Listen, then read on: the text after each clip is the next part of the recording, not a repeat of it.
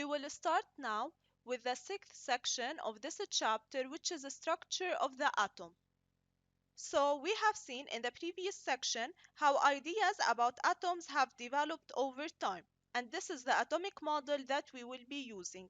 As you can see in this model, there's a very small nucleus in the center of every atom, and this nucleus contains two types of subatomic particles, which are the protons and the neutrons. The third subatomic particle is the electron, which orbits the nucleus in energy levels. And these electrons are really tiny particles.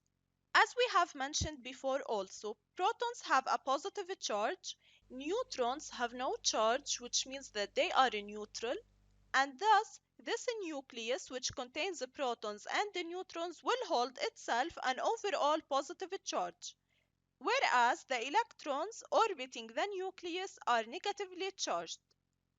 So let's look now at properties of the three subatomic particles.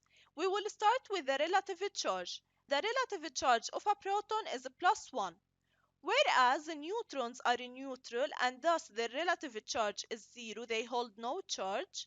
On the other hand, an electron holds a negative charge and its relative charge is -1. We will move now to the relative mass of each of these subatomic particles. The mass of an atom actually is concentrated in its nucleus. So a proton and a neutron have the same mass, and the relative mass of each one of them is 1. So the relative mass of a proton is 1 and the relative mass of a neutron is 1 as well. However, the electrons are so light that their mass can be ignored when working out the relative mass of atoms, which means that the mass of one electron is negligible compared to the mass of a proton or to the mass of a neutron. So the relative mass of an electron is very small, and it would take almost 2000 electrons to have the same mass as one proton or one neutron. One important thing that you should always remember about atoms is that atoms are neutral. Let's check this carbon atom. If you take a look, you will find that a carbon atom has 6 protons inside its nucleus, and it has 6 neutrons as well. So the overall charge of the nucleus is +6.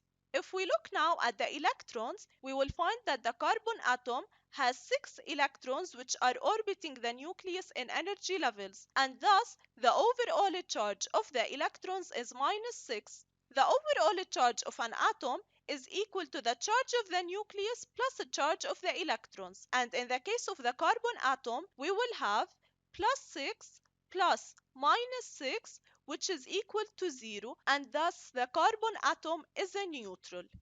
So every atom has equal numbers of protons and electrons, and thus the positive and negative charges cancel out. So the overall charge of any atom is 0.